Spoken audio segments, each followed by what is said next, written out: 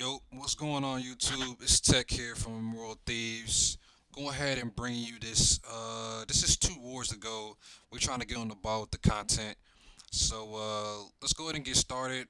As you can see, we faced. This is a 20v20. We faced an Asian clan. Um, it was your typical, gold white clan or whatever the case may be. You see, we won by 10 stars, hands down, won by percentage. Most heroic attack went to Hodor, and we didn't have a most heroic defense. Let's go ahead and look at these 6 packs, these 6 Star Wars.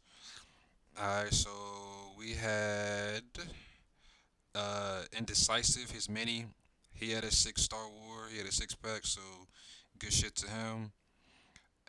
And J Swish had a 6 pack, and you're gonna see one of his attacks. Yo, this shit was dope. So kudos to him on that attack, and good job on the 6 pack as well. And I believe, oh, Kai had a 6 pack as well. So shout out to those people who, 6 packing it up. Good job to them. All right, so we're gonna go ahead and get into some of these attacks. All right, so the first attack that we're going to look at is going to be one of Kai's. Gotta throw that in there since not me. My man's had a 6 pack war. It'd just be wrong to leave him out. So as you can see, he's gonna do a queen walk slash queen charge. Well, it's not even a queen walk. It's a queen charge. He's basically using his queen to eliminate some defenses and a possible DGB behind the queen, as well as take out the enemy queen. So he drops the queen in the healers. He sets the funnel real nice. Wall breakers come in, and boom, enemy queen is down. And from there, he starts his kill squad, which is gonna be shattered, which is 2 golems and a couple whiz. Here comes the enemy CC, 2 loons and a dragon, which is typical with most farm wars, either that or a hound. So he drops that, pops the ability. Unfortunately, the queen did get him in the last second, almost didn't get him on. So the jump spell's down, golems are in, and the BK is down as well. So the BK is going. The BK is gonna jump into the town hall compartment here after this. So the queen is behind a golem, so she's gonna be safe. So they're gonna start cleaning out that whole compartment. And as you can see, he's real patient with the hogs. Here come the hogs come in, and he's just gonna start, sprinkling them in. He sent most of them in through that direction, and they're just gonna start going in a counterclockwise circle here because the middle has been pretty much cleared of all the defense. So there's a giant bomb right there, but the hogs are under hill, so it's not gonna matter. He has a couple hogs left at the top right there, clearing out the cannon and the archer tower. He drops another hill. He has a poison left, but he doesn't have another hill. But as you can see, there's not many defenses left. So he does get down the archer tower, and he has a couple hogs left. Plus he has the golem. The archer queen did die, so he doesn't have her. And as you can see, he is basically out of hogs. I think he has 1 hog left, 2 hogs left. Sorry. And they get the oh, excuse me, the archer queen is still alive. And did not see her. Um, but yeah, the hogs there, and of course the she gets starts with the cleanup. And so yeah, that's it. I'm gonna go ahead and speed this up. As you saw, I don't know if y'all peeping it, but the small bombs were inside the base. When you base building, that's definitely a no-no. You don't ever want to put your small bombs inside of a base.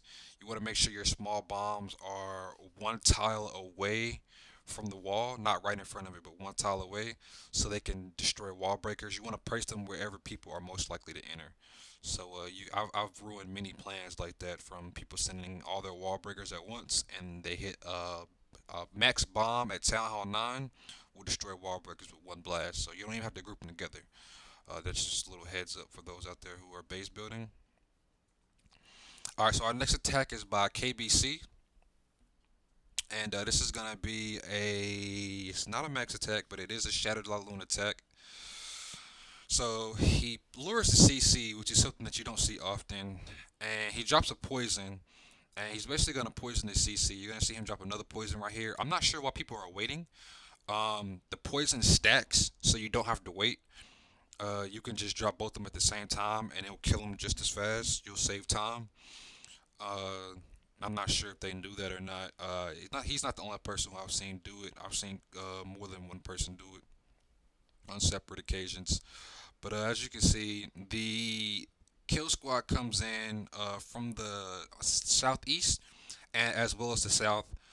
He starts. He has the whiz out there with the funnel. He didn't quite get the funnel set on the right hand side as the archer tower sniped the whiz. So, but it should be a problem, especially with the jump spell. So as you see, where he puts down the jump spell, unfortunately, the Expo locks into the AQ instead of the golems. So it's basically sniping the AQ right now. He pops the ability to redirect the Expo and save the AQ, drops the BK, drops the enemy AQ, and from there, you're just gonna basically see him begin his Laloon portion of the attack, and he's basically going in a clockwise motion. As you can see, two hogs, I mean, excuse me, two hounds on the, or one hound per AD on the west side, and he's just like I said, he's just sprinkling loons in on the front, on going in a clockwise motion. So as you can see here, he drops a hound, and he has two hounds left. Both of them are deployed, and he has a lot of balloons, but unfortunately, you're gonna see here, and then that hound pops. Um, it was a good attack. Definitely, interesting because he lost all his hounds, but unfortunately, he just has way too many balloons to for the that one air defense to overcome. So he still has his AQ left, so she's gonna help with clean up, and we're gonna speed that up. So that's gonna be the raid.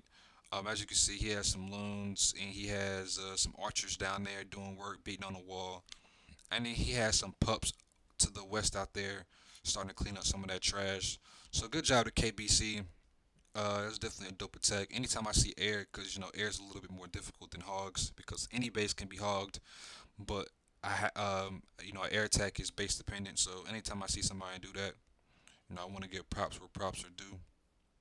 So the next attack we have is from Cask, and this is old school right here. I'm not really sure how, what I mean, what he was thinking or why he did it. But as you can see, he brought an earthquake, so that's why he did it. But you see right here, he's basically luring the CC. Now this is back like pre Dark Spell update, which is months and months ago. So you can see here, he's gonna drop an archer to lure it over. He's gonna drop a barb right here. Basically lure him into that spot. He's gonna drop another couple barbs, and then he's gonna drop the witches. And then you're gonna see that the skeletons are gonna just distract the dragon and the loons, and then he drops the AQ just to begin work on that dragon, which he does. AQ loses no health, so definitely good CC kill. And you're just gonna see him start to just basically funnel in here. That's the earthquake to redirect the golems, and then now you're just gonna see him drop the Valks, and the Valks are just gonna go in there and go to work. As far as the CC kill goes, let me just go ahead and say you just want to make sure that a lot of people, because of dark spells, they haven't done the CC kill. Just every now and then when you get a farm war, just go ahead and try to don't use a poison, because in a lot of, especially in the range wars when a lot of people use earthquake, if you know it's in the CC and it's something that you need to pull, you never want to forget that talent of how to pull the CC. So definitely good job on Kaz for showing us that knowing how to pull a CC and kill it efficiently is not a lost skill; it's valued. So as you can see here, the hogs are just doing work. I mean, they're just out here, running around. Giant bomb does get a group of hogs. That whiz tower snipes them, and the rest, the other giant bomb's gonna do the rest. But it's not gonna matter simply because Valks have high HP and the Golemites are, taking, the absorbing the Archer Tower as well as the cannon. So the BK's here. BK's beating on a wall, and the Valks are about to enter that compartment. But luckily the Valks absorbed the Tesla, so the Archer Queen could snipe the Tesla while it was hitting is beating on the Valks. So as you can see, Valks are still beating on a wall, but they're tearing through it as they always do. BK is gonna go ahead and destroy this last Tesla right here, And that's gonna be it, guys. That's three for the dope boys, man. So that's good job on Cask. Going ahead and getting that three. So the next attack we're gonna jump down here to number 11, and this is Devil. And this is another Govahole, but as you can see, a lot more heavier on hogs. So he's gonna start from directly from the west. This is like northwest. So yeah, northwest begins the funnel. Funnel is perfect. Um, Absolutely perfect. Wall breaks in and immediately drops the Valks. And you're gonna see right here, he's gonna drop the earthquake and he's gonna open up that whole compartment. So he's basically gonna drop a heal. That's a heal. It's gonna save his Valks. The Archer Queen is gonna go. She's gonna start sniping the CC. Enemy BK is down, and basically once they're gonna jump from there to the town hall, and when they jump to the town hall, that's what's gonna cause them to go over there and go ahead and destroy the enemy AQ.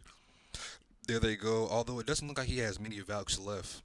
It looks like they must have died due to loons. Loons are, you remember, pre-update, pre-dark spell update. Loons were known as golem and Valk killers. So I don't know if this attack happened before or after Cask's attack, but although he did get the three, so you can't really say much about it. But he might have just brought the Valks to kill to take out that compartment. If that was his only goal, then I mean, mission accomplished. But um, maybe he'll see this and next time be like, maybe I'll pull CC if I'm not gonna break poison. I know that now. After having looked at these attacks, I'll definitely start considering because I do a lot of earthquake attacks, so I'll definitely start considering using pulling CC because I definitely don't do it enough to the point where I mean I can still do it, but I don't ever want to lose that skill. So as you can see, I'm gonna speed this up really quick. So the only things left is those two defenses. That's definitely not a lot considering he has a golem left and he has the queen ability. It's just a archer, a wizard tower, excuse me, and a cannon, and it's not gonna matter. Queen goes around. I'm not sure why she redirected, considering what she was aiming for was still there. But of course, you never really know what the AK is gonna do because she's a dumb, you know what. So we're gonna go ahead and end that. Good job on Devil for the three. Our next attack is by Indecisive's Mini. And as you can see, as I said before, he got a six-pack war, three stars in both his attacks. So good job by him. And this is basically a shattered Goho, two golems and a whole lot of hogs, which is not something that you usually see. But when you have non-meta bases like these, then that's what you're gonna see. And basically, meta bases, for those who don't know, are any bases that defend whatever the current primary attack strikes are, which would be Queen Walk and max attack, those type of things. These are old bases. But anyway, as you can see, he wall breaks in, and he already sent out a couple hogs just to start chipping away at the defenses. Um, he wants to kind of save some golem health there. So he drops a jump, and you see the queen jump the wall right there. If you look, she jumped the wall right there. So he didn't need to do a double jump. I'm not sure where his Barb King is. He's seems like he's waiting. Oh no, there he is. So there he is. He pops the ability. He goes, jumps, kills the queen. Queen is down as he loses the BK. And as you can see, he's just gonna start sprinkling hogs in a counterclockwise motion. Definitely the golem's there to help tank some of that damage from that Tesla, which is gonna save some hog health. And as you can see right here, all the skellies were just in a lumped area. You definitely don't want to do that. You want to put your skellies in more than one area, so he can't just drop a poison and just clear out all the skellies, because as we know, skellies are detrimental to hog health. But in this case, it really didn't matter. He drops a hill, pops a giant bomb. It's a double giant bomb there, but he pops one at a time, so it doesn't really hurt him. And from here, it's just one archer tower left and some skellies, but it's not gonna matter. The skellies are gonna go down because it's a group of hogs right there. Skellies are down, and from there, it's going to be GG. So good job by Indecisive. We're gonna speed this up and we're gonna watch the rest of it. But good job by Indecisive coming up with the six pack. and particularly its attack because we don't see a lot of old school, shatter go holes, but it was a dope attack, man. So good job on that, and that's gonna be three for us. So we have two more attacks here. We have 17. This is Uzi. Now Uzi is a new member to Immoral Thieves. He came up from our feeder, Immoral Reapers. Um, so it's not often that we see people jump from Reapers to Thieves. It's usually from Reapers to War 101 to Immoral Thieves. But Uzi got to make that jump and participate in wars right away based on some recommendations from the leaders there. That he definitely showed up, as you'll see in his attack. So this is a stone goho, and as you can see, he didn't bring a lot of wall breakers. One test wall breaker, and of course two to break in. So he starts the funnel. He basically puts the queen up top, and he sent in three wall breakers. Now it probably didn't really matter because he probably wasn't thinking because of obviously these guys are not high caliber competition based on their bases, heroes, rush defenses, walls, all that, etc. Um, but he definitely shouldn't have dropped the golem so far apart, as we can see. One is still beating on the wall, and also he shouldn't have sent in three wall breaks at the same time. Should have sent in one test one and then sent in the other ones. But he got the three, so good job by him. I'm just over here just playing devil advocate, basically. Just trying to, in case he watches this, trying to help him learn a little bit. But as you can see, golems jump in. He basically has golemites left, not actual a lot of golems. He pops the king ability. I'm not sure why he popped the king ability right there. He could have saved it, considering his king was at still basically at full health. So I'm not sure, but as you can see, he basically did a two finger drop for the hogs, and I'm guessing he's assuming that uh no, never mind. Those are not two by twos right there where that wizard tower was. So good job by him, realizing that he could do a two finger drop. Um, but that's of course that's the DGB. But at that point, it doesn't really matter. So that's gonna be the end. Clean up Wiz, of course. So definitely good job by Uzi. Dope attack. Um, Good job on the promotion to Thieves. I'm not sure if it's permanent or not. Leadership will make that decision if they haven't already. But if it is, permanent, good job, Uzi. You've definitely earned it. And our last attack, which is the attack that I wanted to really show y'all, was this attack by J Swizz. Now, look at the composition. Like, I just want to pause this real quick. Look at this composition. He has golems, 20 whiz, 6 wall breakers, and 22 goblins. So I just want y'all to think about that. All right. This is basically a go whiz. Now of course, he has a 30-30, which is where your DPS is gonna come from. He breaks in from two compartments, sends in four golems, two on each side, and a bunch of whiz, and sends in the heroes. And the whiz just get up top, just get massacred. They get completely slaughtered. But it's just enough to help the golems meet up. And as you see right here, the BK is just going through. BK is about to die though. Of course, the golems are still, well out in front of the AQ, so she's gonna be safe. And he's just, I'm not really sure what prompted him to do this attack. A very unique attack. Some shit I haven't seen before. But look at this. Just look at this. Look at the goblins, and they're just one small bomb. Look at that, dead. So he lost basically all the goblins. The goblins are dead. I'm not even sure why he brought them. Maybe he was bullshitting just to see if he could do it. That might have been it. But it was definitely some crazy shit that I've never seen before in my life. I've never seen that many goblins used in a raid, and they still turn out successful. So good job by J Swizz, giving us a little entertainment that war.